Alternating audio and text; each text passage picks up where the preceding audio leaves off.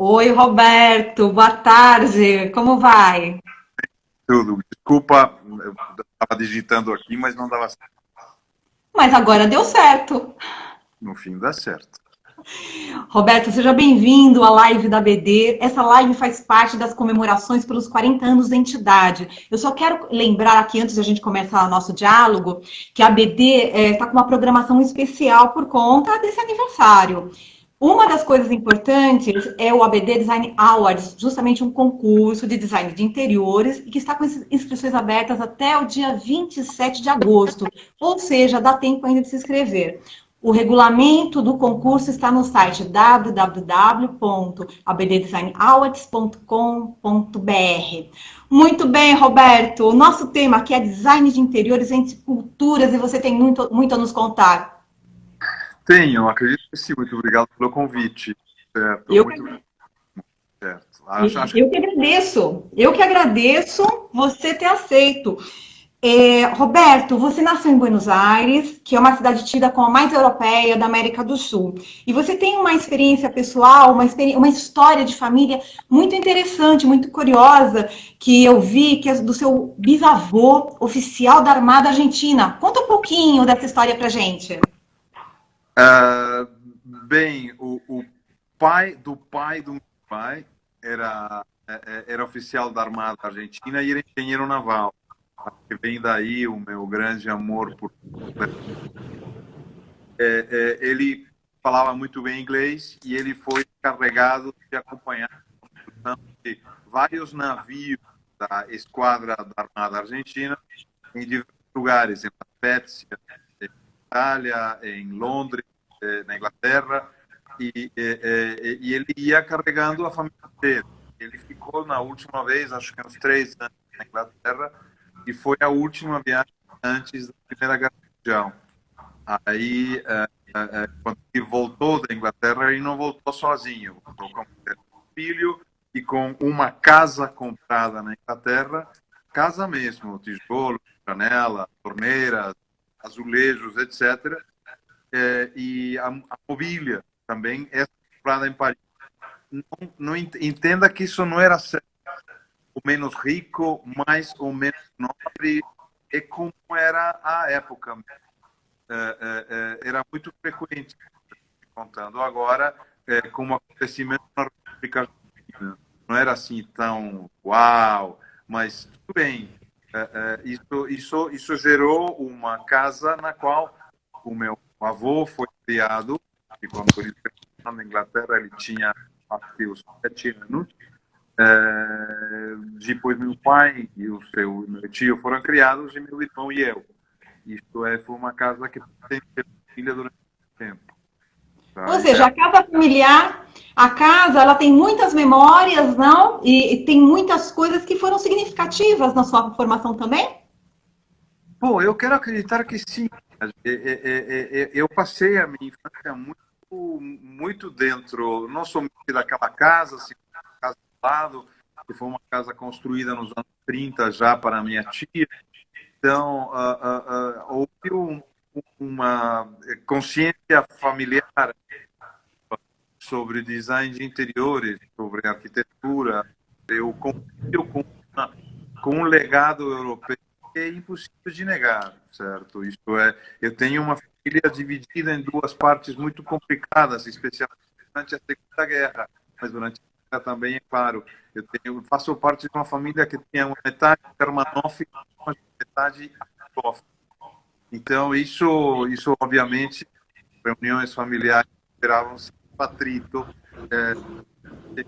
conseguiu sobreviver a tudo isso. Bom, mas o atrito permanente, você também é resiliente, né? Sobreviveu a tudo isso. Eu não fazia parte desse grupo briguento, porque eu nasci em 59, então a Guerra Mundial já tinha acabado faz tempo. Mas eu ouvia essas histórias e a filia, a germanofilia continuaram no espírito da família. Então, Dentro da sua casa, dentro dessa herança, no design, na arquitetura, você tinha alguma peça predileta, alguma coisa que você amava muito dessa herança do bisavô? Sim, na verdade, eu tenho algumas coisas que pertenciam a esse acervo que vieram comigo quando eu voltei quando eu vim de Buenos Aires. Mas minha lembrança mais forte do jogo da sala de jantar da minha filha, que era de uma loja de imóveis da Argentina, que chamava Norisca, e que produzia muitos móveis de muita qualidade, 40, certo? Então, infelizmente, não sei qual foi o rumo da sala de jantar tão bom, porque quando eu vim morar no Brasil, eu estava e eu não estava muito preocupado com isso. Parecia que o passado ia ser uma coisa a ser preservada para sempre. E, bom, algum dia esse para sempre, e eu não estava por perto porque eu morava. Bom, querido, como você disse que você chegou a trazer alguma coisa da Argentina para o Brasil quando você mudou ou não? Então, quando eu cheguei, finalmente, então, depois que meu pai morreu, depois que minha avó morreu, eu vim herdando algumas peças que foram preservadas por os membros da minha família. Mas sempre são simplesmente peças, um quadro aqui, outro quadro lá. Uhum. Quando você chegou ao Brasil, Roberto? 1982, eu fui fazer uma. Eu queria sair da Argentina desde 1979. Oficialmente, eu não queria ficar mais. O governo militar foi muito duro para mim, certo? Então, cada um de nós com a sua história. E meu pai era brasilófilo desde a primeira hora. Então, ele queria que eu viesse para o Brasil, mas ele demorou a me convencer, até que eu conheci a cidade de São Paulo em 81.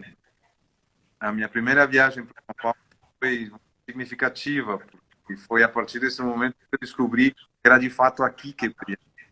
Eu preciso lembrar que em 1981 São Paulo era uma cidade incrível, também é incrível hoje, mas era incrível para mim, porque eu vinha para uma cidade na qual a oferta cultural era um mundial sem fim, a oferta gastronômica era um fenômeno, e ainda por cima guardava algumas qualidades interiorizanas. Lembra o pessoal fazendo na porta da Brunella aos domingos para tomar sorvete? Era uma coisa de praça, sabe?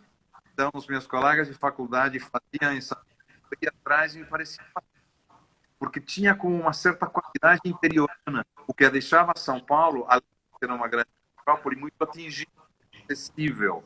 E, bom, isso para mim foi muito significativo. Roberto, quando que você começou a sua trajetória profissional? Foi no Brasil, imagino. E como começou? Como é que você entrou nessa área? Eu entrei na faculdade e há pouco tempo depois eu vi um cartaz na vitrine de cartazes de desenhista. E aí eu falei, bom, eu vou aproveitar que eu basicamente à noite e eu vou trabalhar. E aí eu pensei que a gente tivesse entrando em arquitetura, mas não.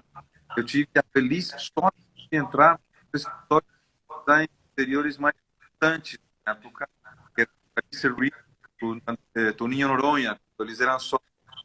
E eu fiquei lá 6 anos, A fascinado partir, com tudo que eu vi, veja só, porque não era qualquer coisa. Era realmente um escritório de ponta. Era um escritório, e como eles continuam, o trabalho deles continua sendo muito importante para a nossa área. Mas naquela época, em 82, era como um milagre para mim, porque a concentração de tudo aquilo que eu queria fazer. E, de fato, eles foram uma excelente escola. você ficou vários anos lá e depois você abriu o seu escritório? Veja, eu comecei a trabalhar.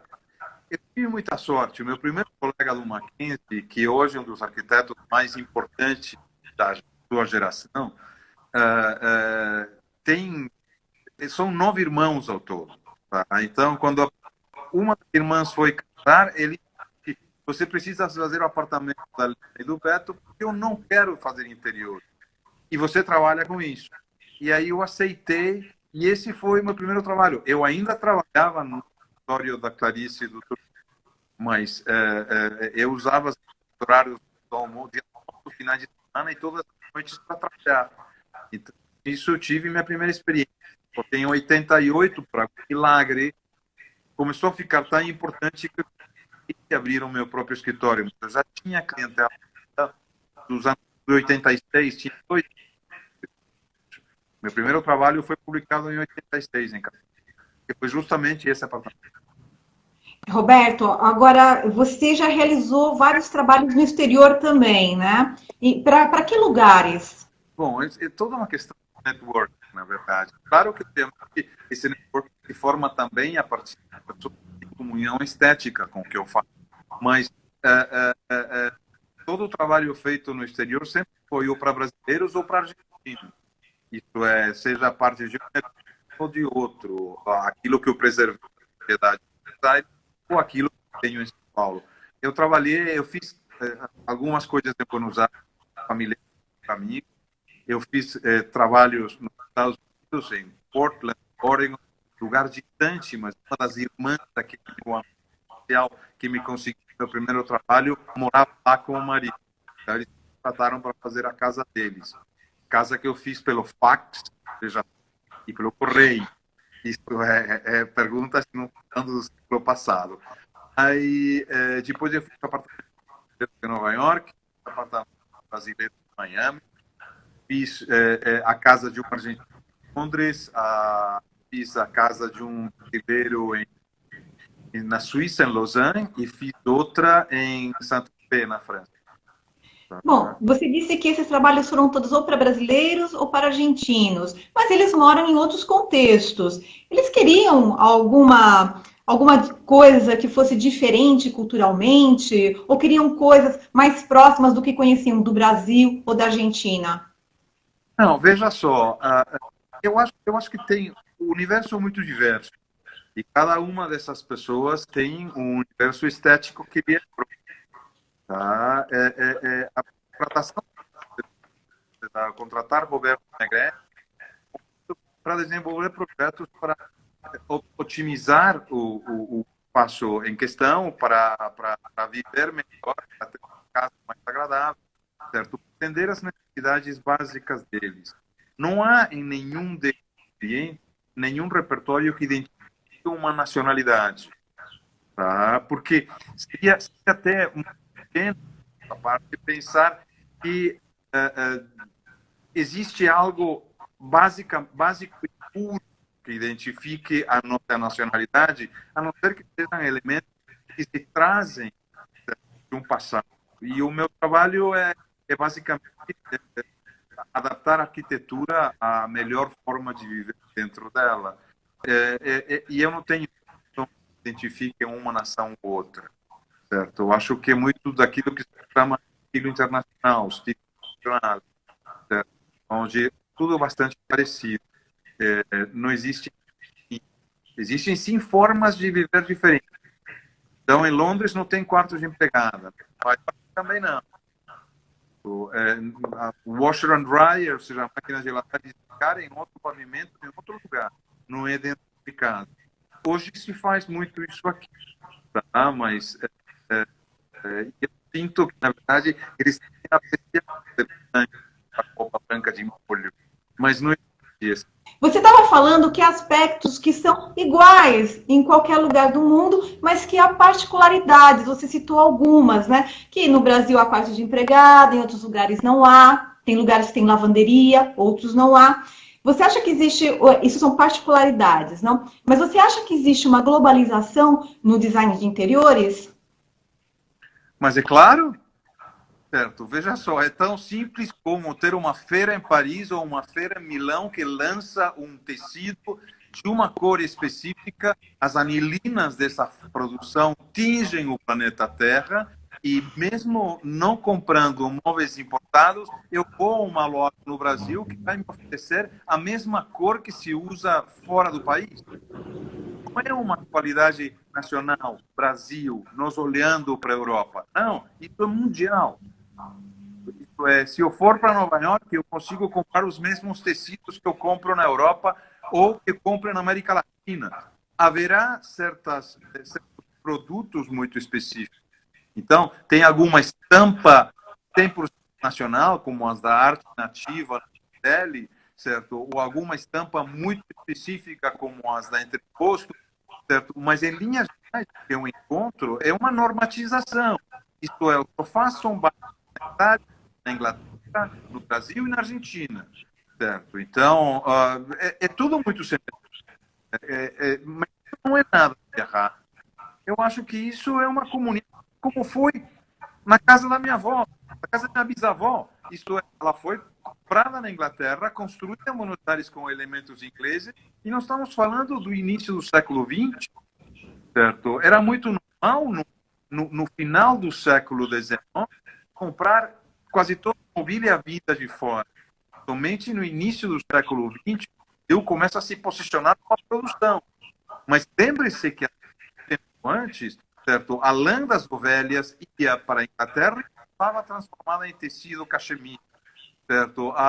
O couro ia para a Itália ou para a Inglaterra, não sei para onde, não importa, e voltava transformada em sapato. A madeira era extraída e ela voltava transformada em móveis. Então, esse trade não é um trade inventado hoje. A única coisa que hoje mudou é que é muito mais veloz. Porque tem um lançamento em Milão, e no momento que um móvel está sendo lançado em Milão, ele é visto aqui. São vocês, jornalistas, que se encarregam. Vocês espalham, na verdade, essa coqueluche. E, na verdade, acho que simplifica a vida da gente. Mas lembre-se que por detrás tem grandes indústrias com muito poder e tentar encontrar uma forma de atender o mundo como um todo, certo? E isso não é pecado, isso é trade, isso é negócio, né? Roberto, você acabou falando de... Dá para Sim? perceber? Oi? Eu estou gritando aqui. Ah, mas a gente não nota que você está gritando. Você vai ser um pouquinho rouco depois, mas nós não notamos. Você continua elegante. Roberto, você acabou de citar, né, que existe essa globalização das tendências, que lança em Milão agora e daqui a pouquinho já todo mundo já está, digamos, se inspirando. E que os jornalistas têm uma função de divulgar isso também, né? Qual que é o papel das revistas de decoração na formação dos próprios profissionais e dos seus clientes? Revistas de decoração são uma coisa com saudade. São poucas, tá? Mas infelizmente. Eu te confesso, quando eu era garoto, a minha avó juntava uma revista alemã que se chamava Schöner Bonen. Eu não falo muito bem alemão, certo? Então, mas ela tinha revistas de decoração alemãs nos anos 50. Isto é, a presença de decoração como formadora do gosto é tão velha quanto as revistas de decoração. Não é nada novo, não é nada inicial. Revistas de decoração saem, dá um nome que você quiser a qualquer tipo de publicação, original de um jornalista e uma equipe de editores, certo? Essas transferidas não mais de boca a boca, não de boca a olho, ouvido e não ouvido não, mas tudo bem, você entende o que eu quero dizer. É uma transmissão quase que... Bom, existe um papel importante, não, do design de interiores na própria orientação e formação do seu cliente. Traz tendências, faz colocações culturais. É um papel importante, não? É claro que é. É óbvio. Qualquer espalhador de informação, quando bem direcionado, quando bem dirigido, é fundamental. Com o tempo, você acaba aprendendo coisas que eu não tinha noção na época. Quando eu vi a primeira revista de decoração na minha infância, na minha vida, eu não imaginava que tinha cabeça que elaboravam o formato que era publicado.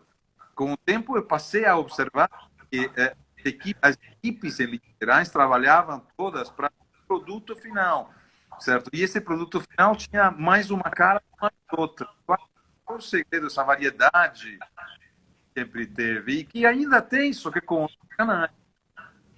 É muito rico, é muito rica a relação entre o profissional de interiores, o arquiteto e os clientes, todos mixados dentro de um universo só, que é o universo da publicação. Certo? Os jornalistas são como as abelhas, eles levam ao pólen, certo? E a gente acaba, na verdade, sendo fruto desse movimento todo. É um sistema muito importante. A Marilene Estrada chamava isso de sistema design. Certo. Isso é uma perspectiva muito importante. Roberto, fala pra gente quais são suas fontes de inspiração, suas referências. Ok. eu sou muito antigo, tá? Eu não me Mais acho ou menos. Mais ou menos, Roberto. Não é tão antigo assim, não. Não, eu me acho antigo, porque as minhas referências estão sendo velhas. Às vezes eu fecho os olhos e olho para trás no meu próprio tempo para procurar inspiração. Às vezes eu me deixo seduzir pela novidade e por algum elemento novo recém-produzido em qualquer outro canto do mundo, no Brasil ou na Antártica, pouco importa, mas que aguce os meus. Eu sempre olho para os anos 20, 30 e 40, que são, para mim, um fruto magnífico de inspiração, porque parece que foram um período muito rico. Todos eles foram, mas aquele que desperta em mim. Todo mundo fala os 50, os 70, os 80, não importa. Cada um desses períodos vai ter alguma rica que desperte alguma coisa bacana para mim, certo? Então, Negrete, eu vou te cortar um pouco só para fazer um comentário aqui. A Silvana Carminati, que é presidente da BD, está nos honrando com sua presença. Ela escreve assim: o Negrete foi meu modelo de designer de interiores. Durante a faculdade, eu acompanhei todo o trabalho dele. Ele é um designer completo. uau, muito obrigado, muito obrigado, muito obrigado, francamente, muito obrigado. Faz bem saber isso, certo? Mas nessa época de pandemia, só para tudo quanto é lado, então às vezes fico tão trancado dentro da própria quarentena que ouvir essas coisas me desperta emoções legais. Muito obrigado, Silvana. E olha aqui, Empório Antônia coloca, que legal isso, buscar as referências, fechando os olhos e buscando lá no passado. Sensacional. Mas isso é um caminho importante e todos nós vamos conseguir chegar lá. Porque tem um momento que eu já vivi, certo? Onde eu olhava para os interiores, eu delirava com os anos 50, delirava com a Memphis, delirava com todas aquelas coisas do movimento pós-moderno. A velhice, eu não sou velho, mas a velhice me trouxe o aprendizado que a gente consegue olhar para dentro e não necessariamente precisar dos campos que todo mundo repete. E são muito bons, atenção, certo? E às vezes eu critico e cada tem uma solicitação específica, mas com o tempo você acaba percebendo que é um exercício bacana você não olhar para nada do lado de fora, você só fechar os olhos e procurar memória. E não falo de memória afetiva, eu ouço mais uma vez essa expressão memória afetiva e eu me dou um tiro, porque já está muito. Ah, mas eu ia perguntar disso, não é para você se dar um tiro. Memória cultural, é aquilo que a gente leva dentro. Não precisa, é ótimo que seja vinculada ao afeto, mas não precisa somente estar vinculada ao afeto. Essa expressão é que nem ladrilho hidráulico, chegou num momento que saturou. Certo. Então, o exercício é muito mais vasto, é muito mais amplo. E eu incentivo as pessoas que comigo trabalharam, certo, a olhar um pouco mais para o umbigo na hora de desenvolver a criação. Porque é um exercício bom, é muito bom. Tá? Roberto, só para a gente arrematar essa questão das suas inspirações, eu li em algum lugar que você era grande apreciador da Art Deco, pode ser? Art Deco? Bom, eu te falei, 2030, nós estamos falando do Art Deco e a sua maturidade, mas entenda o seguinte, o Art Deco não chegou só no Rio, certo? Enquanto os franceses estavam elaborando a coleção de artes decorativas de Paris, sem dar esse nome para o estilo, certo? Havia um grupo de alemães trabalhando na Bauhaus, sobre o movimento moderno, e existiam outras milhões de pessoas trabalhando em diversos temas. Então, quando você me limita ao Art Deco, você me limita muito, porque, na verdade, é a estética do tempo que me interessa. E esse tempo não vem sozinho, só com Art Deco. Amo Art Deco, certo? Mas eu amo muitas outras nuances que vêm antes, durante e depois essa fonte de inspiração. Roberto, você costuma ir para Milão, para a Semana de Design do Milão, ou para outras feiras de design internacionais? Eu fui para Paris, para São Objet, mais de uma vez. Eu fui para Milão mais de uma vez. Eu fui para Estocolmo uma vez só. Eu acho que deu. Eu não preciso ir. Ficou tão veloz a transferência de informação que, se você tem conta no Instagram, você vai ver na época absolutamente tudo o que tem para ver sem sair do seu celular. Mas você não faz questão, então, de você acha que isso pode, a gente ter alcance digital para saber as novidades? Entenda o seguinte, tem um momento da gente que observa os virais da moda como fundamentais para a renovação, como fundamentais para a troca de experiências entre colegas, como fundamentais para o mercado de desenvolvimento. Mas você fica um pouco menos atado a essa informação. Você fica menos preso ao novo, ao recém-lançado. Em 1989, um ano depois de ter escritório, uma senhora telefonou para pedir que eu a visitasse no apartamento dela, que ela tinha acabado de comprar, para que eu fizesse um projeto de decoração. Quando eu cheguei com muito orgulho, ela me disse: os azulejos do meu banheiro são da última coleção do Valentino. Eu disse para ela: o ano serão da coleção do ano passado. Porque, na verdade, essa coisa efêmera que a moda propõe, certo? Embora seja menos breve nos interiores, é breve. Então, enfim, mas isso sou eu, e eu sou imperfeito, e eu tenho os meus defeitos e as minhas qualidades. Eu não acho que a gente precise ficar ligado. É importante ficar ligado no que é de novo, mas não sei se para mim é uma grande necessidade.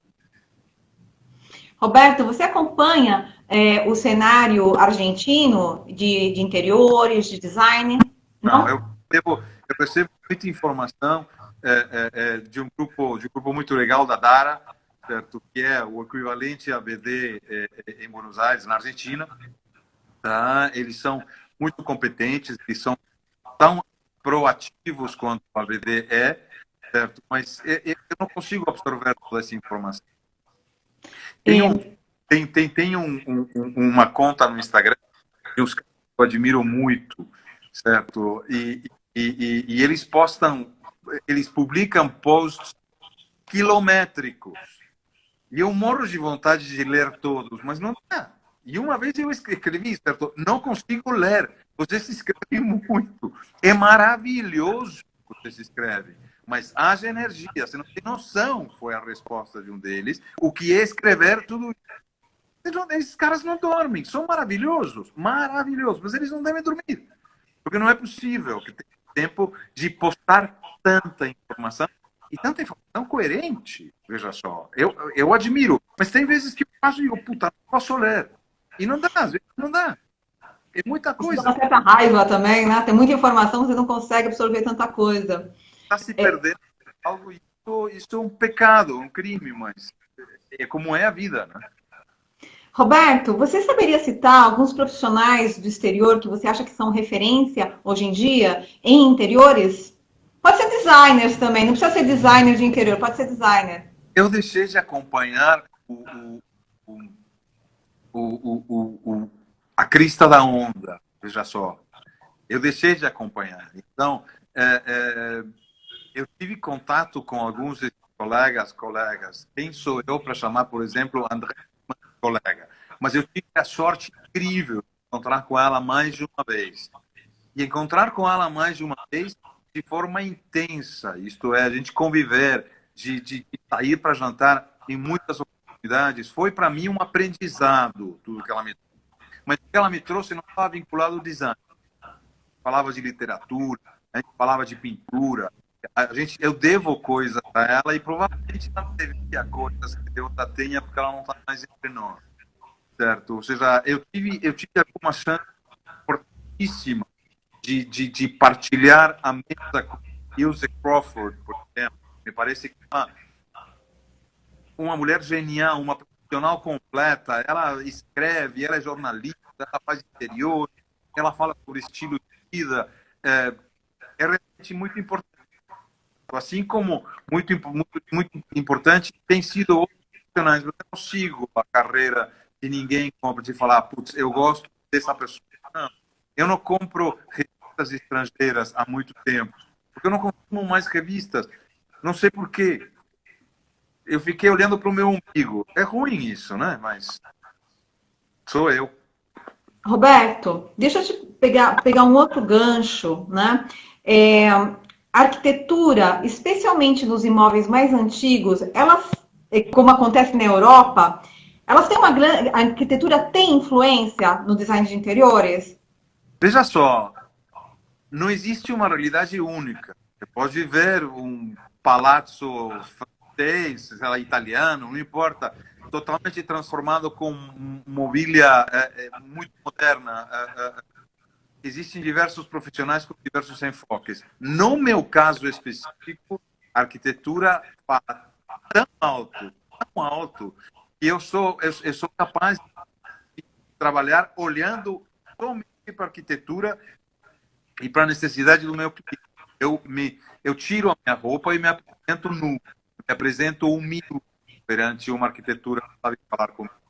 Agora, nós moramos no Brasil e a gente tem uma ordenação urbana em que a arquitetura um pouco mais antiga ficou um pouco mais em áreas diferentes da onde estão grande parte das pessoas que tratam. Então, eu sou obrigado a viver arquitetura moderna. Nada ruim, nada contra, eu que tenho como realidade. Não na minha vida pessoal, porque eu já vivi em prédio dos anos 40, dos anos 50, dos anos 70, e se Deus me ajuda, enquanto eu estou falando agora, eu volto para os anos 40. Tá? E isso tem uma força incrível para mim, como profissional de interior. Certo? Eu fiz coisas em casas velhas, em casas antigas, com imenso respeito pela, certo? Porque eu acho que você vê em detalhes, mas um dos detalhes que mais gritam do tipo de arquitetura que eu procuro está nas janelas, certo? Você não encontra janelas de pé direito como se encontra no centro de Paris, no centro de Roma. É diferente. Não é nem melhor nem pior, é só diferente, tá? Mas está mais vinculada a algo que de fato me emociona, tá? Então, eu gosto muito de janelas com um formato específico e já me acostumei a não tê-las. Houve um tempo que você escondia. Então, durante os anos 90, eu tinha muitos cortineiros que permitiam que eu escondesse os caixilhos de alumínio fumê, tá? Eu fiz isso, certo? Eu fui sempre decorador nessa época e muito pouco arquiteto. Mas eu acho que vai cada um. Eu acho que fala um pouco como cada organismo pensa diferente. Eu sim acho que a arquitetura deveria ser soberana para muitas coisas, mas para isso você precisa ter alguma arquitetura que tenha algum dado marcante, que tenha alguma presença específica, ou que eu tenha alguma linguagem que seja de fato que te dê vontade de absorver. Então, não sei o que mais vocês pensam, mas é isso aí. Tá certo. Roberto, eu li em vários lugares que você usou a seguinte frase: a casa é a segunda pele. Comente, Roberto, por favor. Ah, pô, olha só, em que lugar você circula sem roupa? Em que lugar você se sente que você está isolado, né? E você está protegido do mundo? Em que outro lugar? Num quarto de hotel, provavelmente, certo? Onde você tem sua intimidade preservada, onde você não deve quase nada para ninguém, só paga as contas, tá? Então, a casa faz parte de uma, prolonga o seu universo, prolonga o seu interior.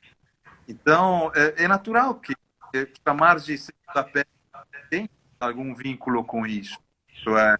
Faz parte da gente, certo? É muito difícil. Eu estou mudando de casa agora, certo? E eu observo a quantidade de esquecido que eu tinha e que me acompanhava, certo? Ou seja, é como você, sei lá, tirar uma radiografia. Então, quando você tira um raio-x, é que você vê que tem pulmões, ou você vê que tem pâncreas, certo? Ou um osso. Você não lembra que eles estão aí, certo? Às vezes você tem uma gaveta escondida na memória e às vezes você tem uma gaveta escondida no armário. E aonde o que você encontra dentro não é uma coisa que esteja eu pensar diário, mas faz parte de você. Então, que a casa seja parte de nós não é um conceito tão absurdo, não? Não, muito pelo contrário. Roberto, hoje nós temos uma live um pouco mais curta, porque justamente a Silvana Carminati, presidente da BD, ela fará uma live na sequência. Então, nós temos que encerrar por aqui. Você quer passar algum recado, quer se despedir aqui das pessoas que nos acompanharam? Não, quero agradecer a presença de todos, que na verdade me surpreendeu. Eu não deixo de ver mensagens acontecendo. Eu não sei se você as vê, mas eu estou fascinado inclusive com os comentários deliciosos que as pessoas fazem, certo? Grande parte das pessoas que eu vejo são colegas, alguns são clientes meus, certo? Eu fiquei emocionado que me ver, tá? Mas o mais importante, sabe, é que a gente, profissional superiores, lembre que a gente não trabalha para nós, trabalha para os outros. Nós somos prestadores de serviço.